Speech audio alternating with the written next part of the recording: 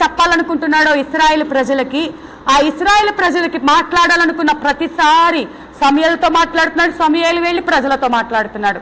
ఒక మధ్యలో రాయబారిగా సమూయేలును దేవుడు ఎన్నుకున్నాడు. ఇప్పటికీ కూడా సమూయేలు అనగానే ప్రవక్త, రాజుల్ని అభిషేకించే ప్రవక్త, బాలుడైనప్పటి నుంచి దేవుని సన్నిధిలో ఎదిగిన ప్రవక్త. ఎలా అయ్యాడు?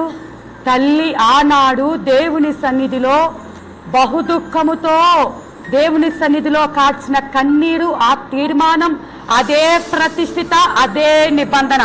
బాబు పుట్టాక అమ్మో నాకు లేక బాబు పుట్టాడు, నేను దేవుని సన్నిధిలో వదిలిపెట్టాను అని మాట తప్పలా. దేవుని సన్నిధికి వస్తున్న మనము దేవునికి ఇచ్చే మాట విషయంలో జాగ్రత్తగా ఉండాలి. ఎన్నో తీర్మానాలు, పరిస్థితి బాగున్నప్పుడు వెంటనే అలాగ సాక్ష్యం చెప్తాము, ఇలాగ మొక్కుబళ్ళు చేసుకుంటాం, ఇంక నుంచి ఇలా ఉంటాం అలా ఉంటాం, ఏవేవో తీర్మానాలు, ఏవేవో నిబంధనలు. కొంచెం ఆ స్థితి దాటిపోగానే ఏంటి ప్రభా, ఏంటిని మర్చిపోయాను, ఏంటి అని దేవుణ్ణి అడిగే స్థితికి వచ్చేసాం మనం. అంటే అంత నిర్లక్ష్య స్వభావంతో మనం జీవిస్తూ ఉన్నాం. కానీ హన్నమ్మ మనలాగా చేయలేదు. హన్నమ్మ దేవుడికి ఇచ్చిన మాట ప్రకారము లేక పుట్టిన ఆ మొదటి సంతానం, ఆ మగబిడ్డ అక్క దేవుని మందిరంలో అంత బుద్ధిగా ఉంటున్నాడంటే తల్లి దగ్గర ఇంకెంత ముద్దుగా ఉండుంటాడు. ఆ సమయాల గురించి ఒక బాల్యాన్ని జ్ఞాపకం చేసుకోండి. మందిరంలోనే అంత చక్కగా మాట వింటుంటే తల్లి దగ్గర అమ్మా అని ముద్దుగా మాట్లాడుతూ, ఆ తల్లి చుట్టూ తిరుగుతూ, ఆ పాలు ఇచ్చేటప్పుడు లేకపోతే స్నానం చేయించేటప్పుడు ఆ తల్లి ఆ బిడ్డ నేను దేవుని సన్నిధిలో విడిచిపెట్టాలి. అది బాధ అనుకోలా, అది కష్టం అనుకోలా, దేవునికి ప్రతిష్ఠునిగా ఈ బిడ్డ నేను చేస్తున్నాను. నువ్వు దేవునికి మొక్కుబడులు చేసుకుంటున్నావు, తీర్మానాలు చేసుకుంటున్నావు, జాగ్రత్త. మర్చిపోవద్దు. దేవుడు వాటిని ఆలకిస్తున్నాడు. దేవుని దృష్టిలో అవి ఎంతో ఉన్నతమైనవి. ఆమె చేసుకున్న ఆ మొక్కుబడును బట్టి దేవుడు సమూయేలును అట్టి రీతిగా అభిషేకించి ఉంటున్నాడు. ఇంకా చూసుకుంటే ఈ విధంగా ఒక తల్లి ఉందండి. ఈ మాట చెప్పి ముగిస్తాను. ఆ తల్లి ఏంటండి, 13 మంది కుమారులు అంట. ఆ తల్లికి ఎంతమంది కుమారులు? 13 మంది కుమారులు. అయితే అప్పటికి ఆఫ్రికా ఖండము చీకటి ఖండముగా పిలువబడుతూ ఉన్న దినాలవి. అయితే దేవుని నమ్ముకున్న ఈ తల్లికి ఒక భారం ఏంటంటే, ఆ చీకటి ఖండానికి ఎలాగైనా సువార్త వెళ్ళాలి అనుకొని ఎవరు వెళ్ళకపోతుంటే ఒకనాడు మరి ఒక మిషనరీ వచ్చి ఎవరైనా చీకటి ఖండమునకు సువార్త వెళ్ళడానికి ముందుకు వస్తారా అంటే ఆ తల్లి అందంట, నా బిడ్డ ఉన్నాడు, నా బిడ్డను ఇస్తాను అని మొదటి బిడ్డను పంపించిందంట. ఆ చీకటి ఖండములో ఆ యొక్క నాగరికత లేని మనుషులు, ప్రజలను పీక్కొని తినేవాడు, బ్రతికుండగానే పీక్కొని తినే ఆ మనుషులు మొదటి బిడ్డను చంపేశారు. అయితే మళ్ళీ భయపడలా, ఎవరైనా వస్తారా, ఇదిగో నా రెండో బిడ్డ. మళ్ళీ చంపేశారు, మళ్ళీ మూడో బిడ్డ. ఇట్లా ఒకరి తర్వాత ఒకరు. ఒక పక్క తల్లికి కన్నీరే, ఒక పక్క తల్లికి దుఃఖమే, వేదనే. కానీ దేవుడు పని చెయ్యాలి. ఒకవేళ చనిపోతే పరలోకంలో నా బిడ్డ ఉంటాడు, యేసయ్య దగ్గర నా బిడ్డ ఉంటాడు. కానీ నేను మాత్రము ఏ రీతిగానైనా కొన్ని ఆత్మలన్నా రక్షించాలని రోషం కలిగి అట్లా ఒకరి తర్వాత 13 మంది కుమారులు ఆ దేశానికి బలి అయిపోయారు.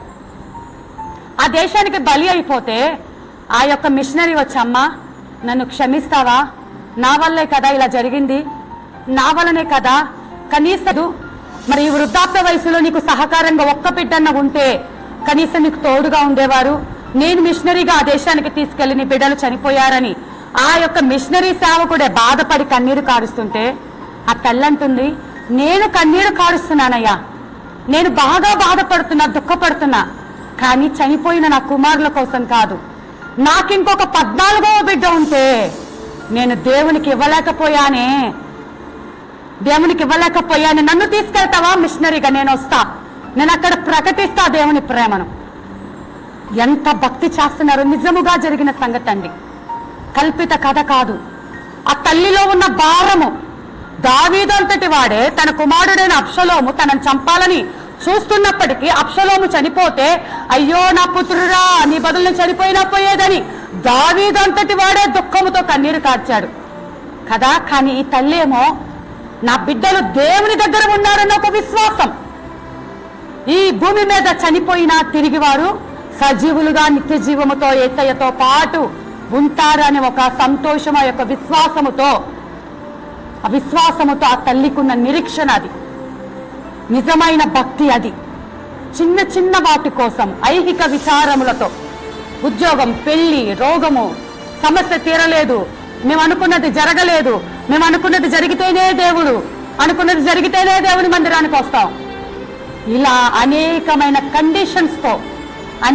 కండిషన్స్తో దేవునికి దూరం అయిపోతున్న ప్రజల మధ్య మనం నివసిస్తున్నాం. ప్రియ దేవుని జనాంగమా, నేను చెప్పేది ఒక్కటే, నీ కన్నీటికి దేవుడు విలువనిచ్చాడు. ఆ కన్నీటిని దేవుడు భద్రపరుస్తున్నాడు. ఆ కన్నీటితో ఆయన పాదాలు కడుగు. ఏసేపు కన్నీరు కార్చటం కోసము ఒక చోటు వెతుక్కున్నాడంట. నీవు ఆ చోటు ఎక్కడా అంటే దేవుని సన్నిధి, ఎక్కడా అంటే దేవునితో సహవాసం చేసే ఆ ఏకాంత స్థలము. యాకోబు రాత్రంతా పోరాటం చేశాడు. యాకోబుని మగసిరితనం కలిగినటువంటి వాడు అన్నాడు. కానీ మగసిరి అంటే యుద్ధంలో మగసిరి కాదు, కానీ దేవునితో ప్రార్థన చేసే విషయంలో మగసిరి, కన్నీరు కార్చే విషయంలో మగసిరితనం కలిగి ఉన్నాడు.